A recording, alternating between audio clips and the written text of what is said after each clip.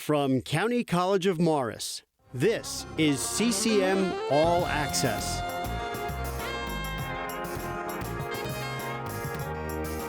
Hello, and welcome to CCM All Access, the program that gives you news and information from the County College of Morris.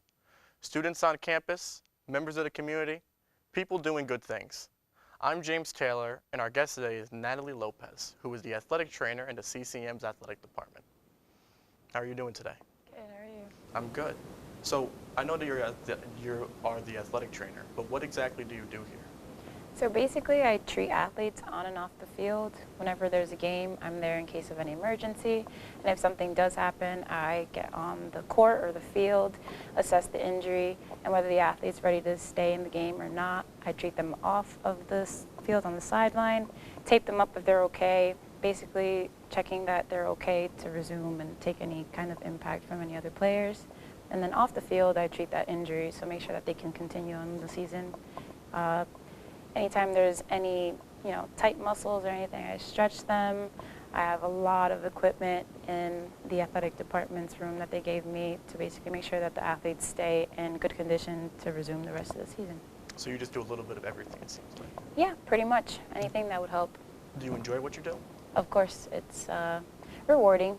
Every time I treat an athlete, they seem very thankful. Every time they leave the table and they feel better, it gives me great gratification. So, I'm sure. Yeah. So how did you choose CCM? So I worked for a freelance athletic training company. Basically, whenever there's an event that they need an athletic trainer for, they call me or they text me and they say, hey, can you work this event? It's from this time to this time at this date. And then I say yes or no. So CCM popped up.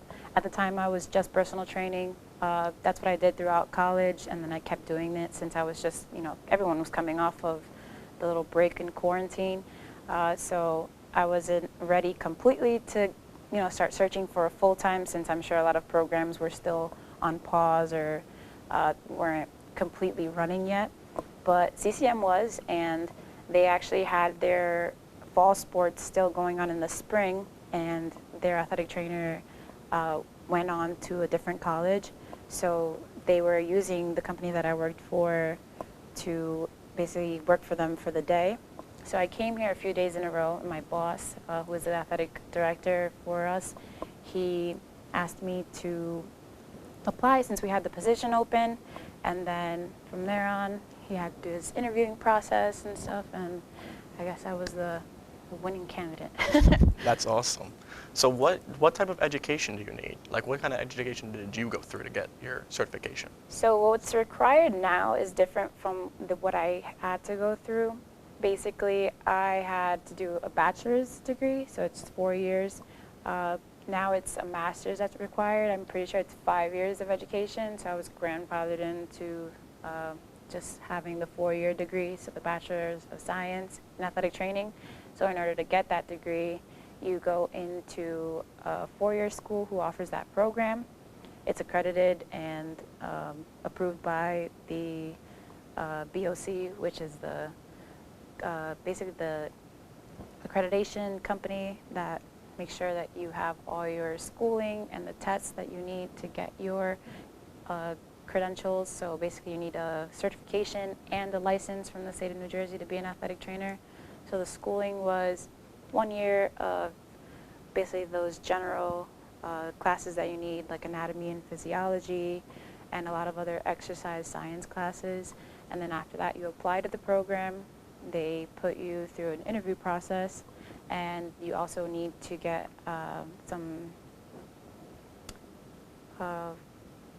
another athletic trainer basically to sign off for you, saying, like, yeah, this person does seem like they can do this job.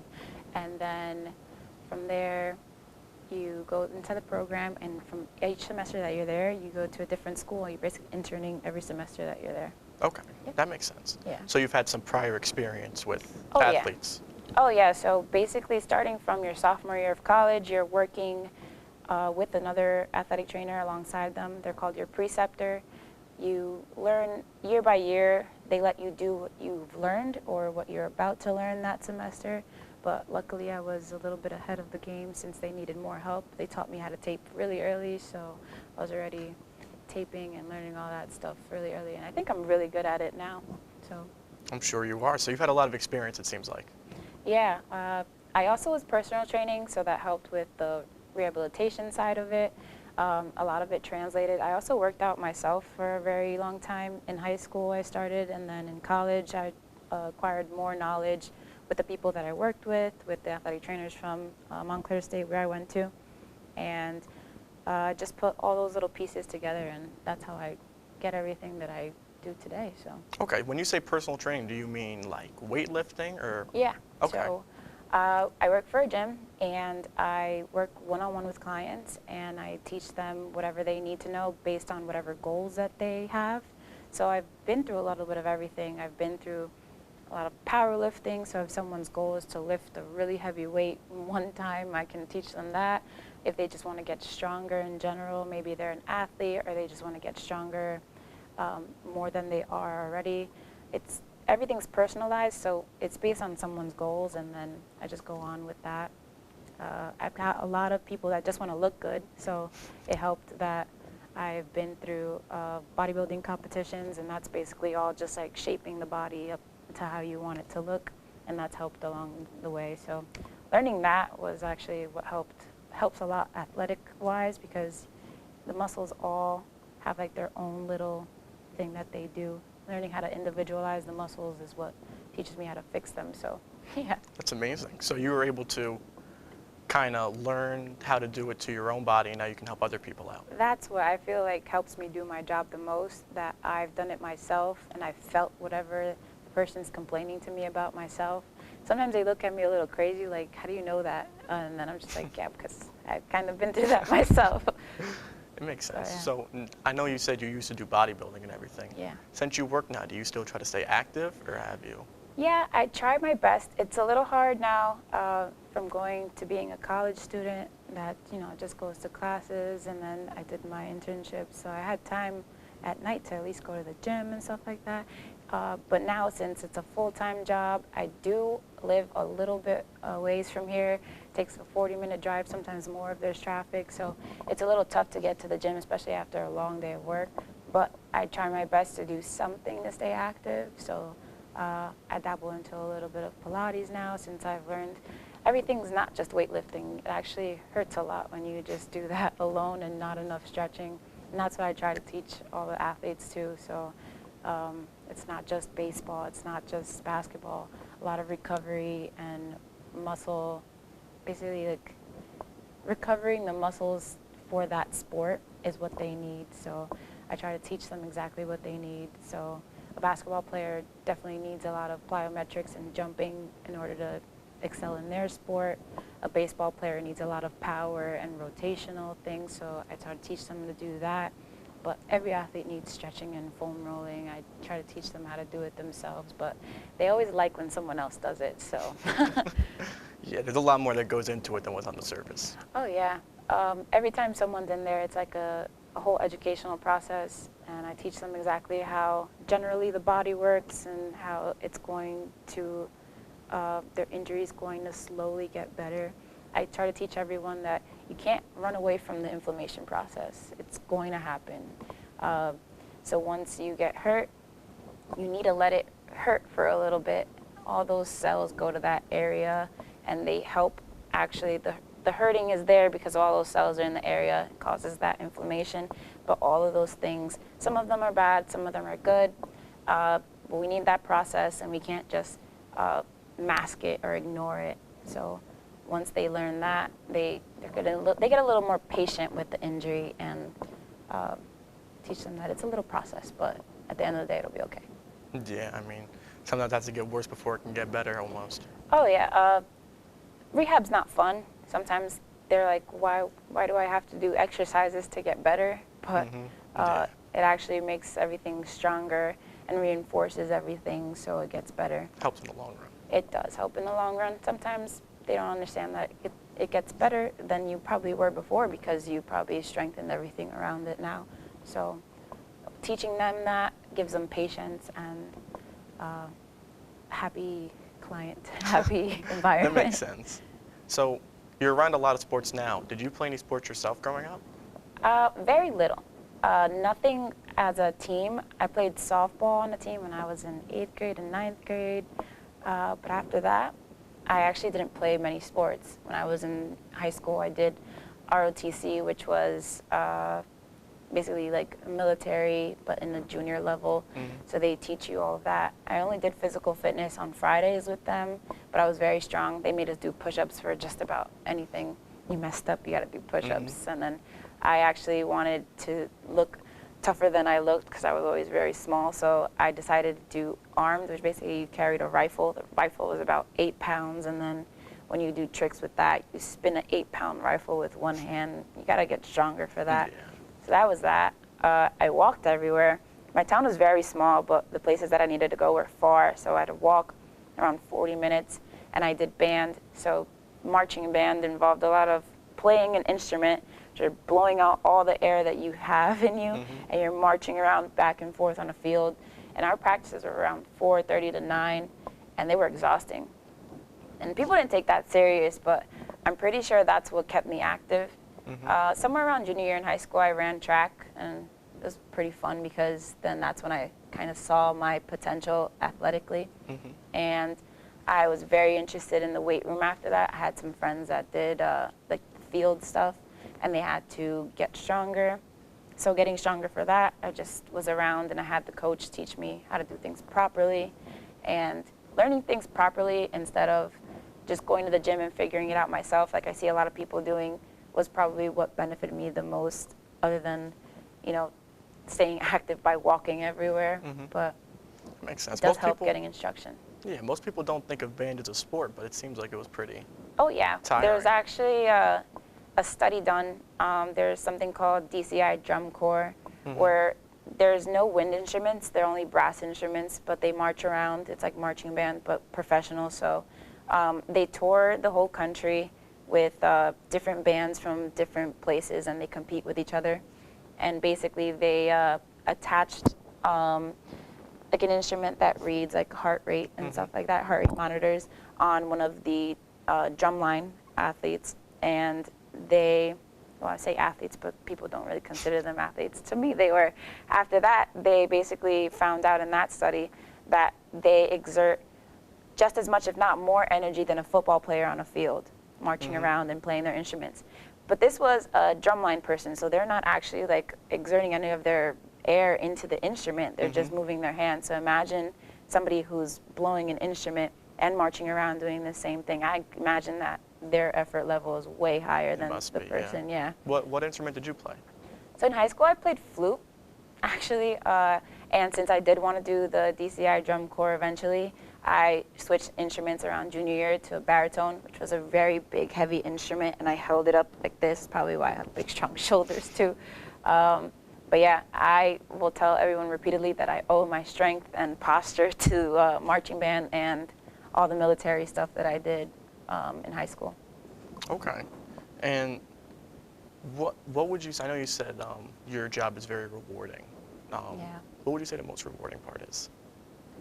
Watching my athletes basically have a really good game, and it's after an injury that they thought they wouldn't come back from. So having an injury is very demoralizing, especially when an athlete's whole personality is that sport.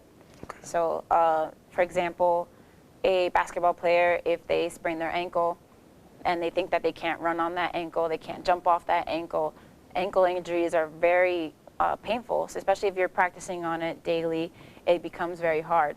So we go through rehab, and I try to explain to them that the rehab is what's going to help, and then we tape them up, and I put on anything that I possibly can for these athletes so they can make it through this game. I can give medication to college athletes now, so ibuprofen, and we just take whatever we can to make it through that day. And at the end of that game, they have a great game, and it's rewarding in that sense. Yeah. And it's not just one guy, it's like many of them that go through different injuries, whether it's their shoulders or maybe they got like elbowed in the core really hard and they can't go through that the rest of that game. But I tell them like, hey, I'm gonna make you okay, I promise. And the next game, they're perfectly fine, and then they have the greatest game, they win, and it makes me happy. That's amazing. Yeah. Well, thank you for sharing that. We'll get right back to that after the break. Thank you. And now we're going to take a break, but please stay tuned and we'll be right back. Choosing a college is a big, big, big deal. But I know I started right because CCM is in the top 2% of community colleges in the nation. And at County College of Morris, I get to choose from over 100 programs. Whether you're just out of high school, like me, exploring career options, like me, or seeking lifelong learning, like me, make CCM your choice, like me. And we're back on CCM All Access. I'm James Taylor, and we're here with CCM's athletic trainer, Nathally Lopez. I know we were talking about before the break, the stuff you've done at CCM, some of your past education, some of your personal life with the bodybuilding and everything. Would you suggest this career path for other students that are interested in fitness? I would. Like I said, it's very rewarding. Learning about the muscles as much as we had to in college, having one anatomy class after another. Basically, everything was very in-depth about where the muscles are located, where they originate from, where they insert from. And every time they taught us about assessing injuries, to know what's going on with someone, it was always based on the anatomy. So just learning the anatomy alone, even if it was just a regular person learning their anatomy, I feel like that would help you, know what's going on in your own body.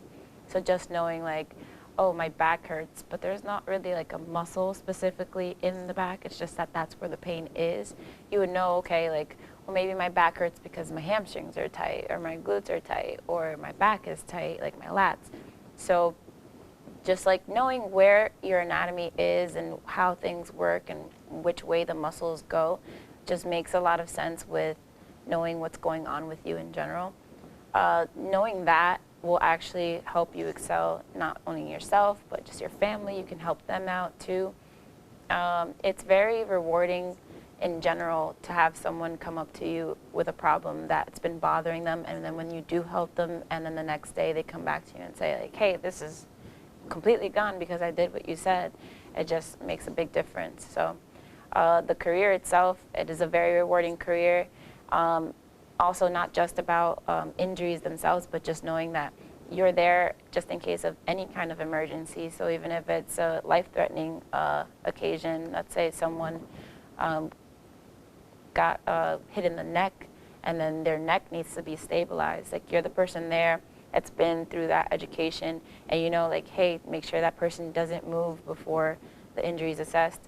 Knowing that you know that much information and you can potentially save someone's life or save them from any further damage later on in their life, it's a very good feeling knowing that you're that important to basically the program or just someone in their whole life in general. Yeah, that makes sense. It seems like you like helping people out.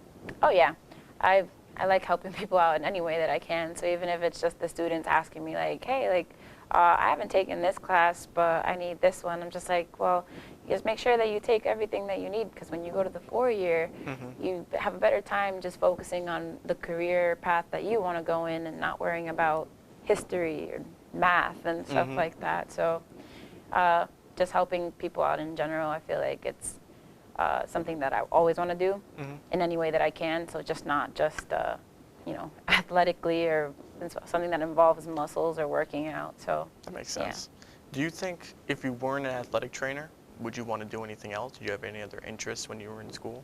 Oh yeah, like I said, I was a band student when I was in high school. So I played my instrument from 4th grade. I learned how to read music, and I was in a band from then on. When I started high school marching band, that was in 8th grade, so I was already a little bit advanced. I was certain that that was what I was going to go to school for.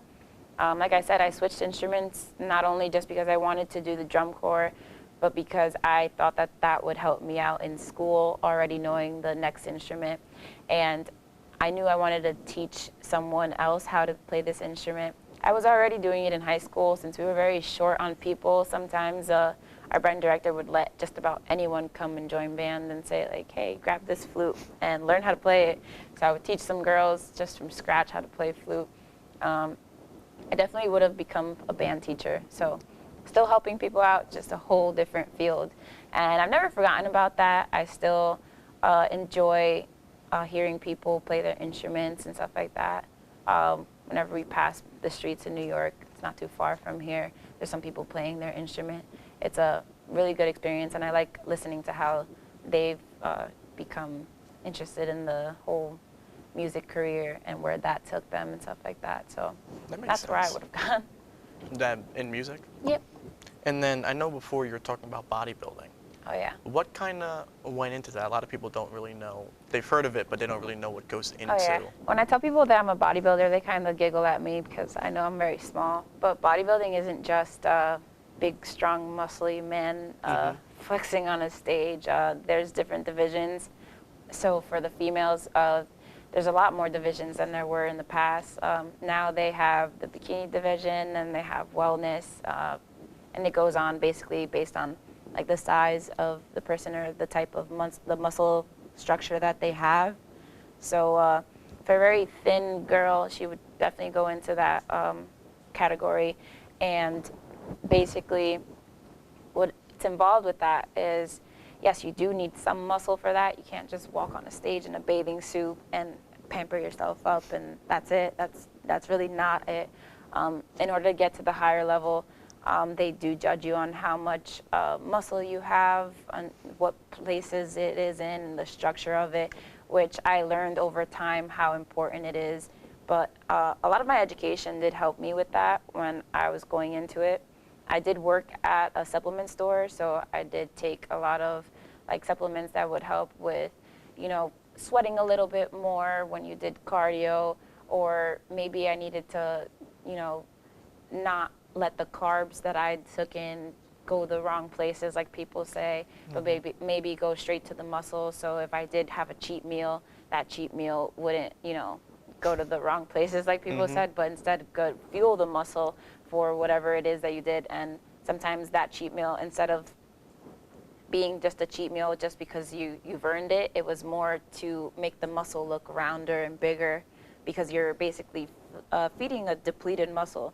So it was a lot of basically depletion, which consists of dieting and only eating a certain amount of calories. So everyone has a certain amount of calories that are for maintenance.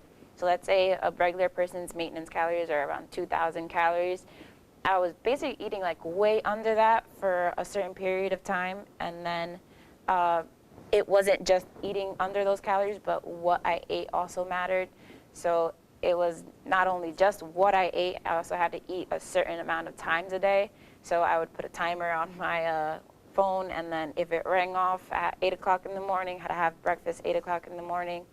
3 hours later, had my next meal, and 3 hours after that, next meal. And those meals weren't very pleasant, and I didn't want to eat asparagus and codfish every day, but it was basically the same thing over and over every day. And you have to do cardio about twice a day, so once in the morning, then after weight training you did more cardio. And basically what you're doing is, from those 2,000 calories of maintenance, you're way under that, plus everything that you're working out takes it way under that. And your muscle, basically you drain all of the water of your body and you lose all of the fat off of your body. And then closer to the competition, you feed yourself, again, certain foods, and it fills in that muscle while you're still tight and lean, and then it makes it look a lot bigger than you are.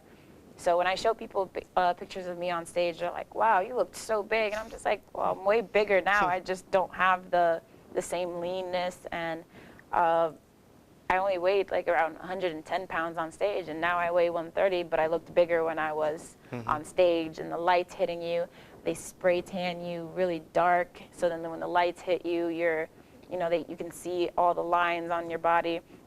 It's a very crazy sport in the way that your whole life is basically revolves around it when you're prepping for it. So it involves a lot of time. So now I would definitely not do it. There's times where I can't even eat a meal because I'm just treating everyone. So I wouldn't do it. But it did teach me a lot about how the body works with certain foods, and if someone ever had an issue with, oh, my body's not really agreeing with this, what should I eat? I can give them advice on that too.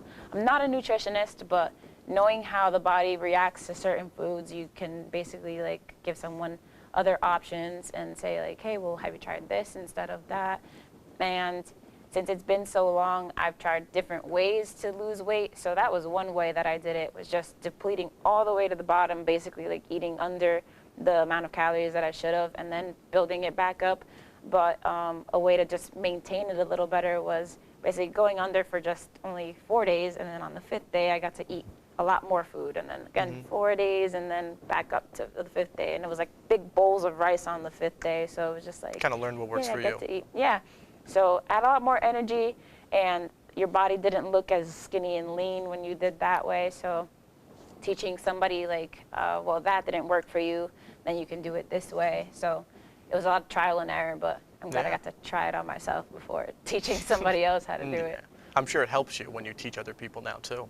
Oh yeah, for my athletes especially, I keep them away from injuries by just teaching them like what the proper way to eat or what proper foods to eat before workouts. So I tell them that you want faster digesting carbs right before a workout or a game rather than something that's going to digest a lot slower. So for example, rice versus sweet potatoes. Like a sweet potato will take a lot longer to digest, and then you would want that maybe at the beginning of the day. So you eat sweet potatoes like probably in the beginning of the day, and then right before your workout, you'd eat a bigger rice meal, and that rice basically digests a lot faster.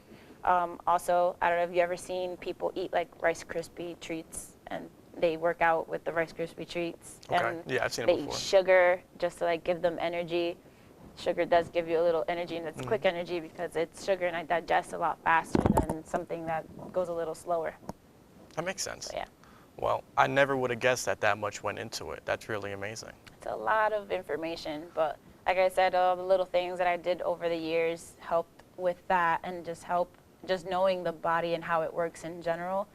So all of those anatomy classes actually did go to good use, and working at that supplement store and having to learn every single little ingredient that was in one supplement, it does help now basically make life easier and not having to think about like, hey, how am I going to get here, or how am I going to do this? You kind of already know the path that you need to take, and it's like the path of least resistance. That makes sense. Well, thank you for sharing, and thank you for coming on with us today. Thank you. This concludes another edition of CCM All Access. Thank you for tuning in, and we'll see you next time.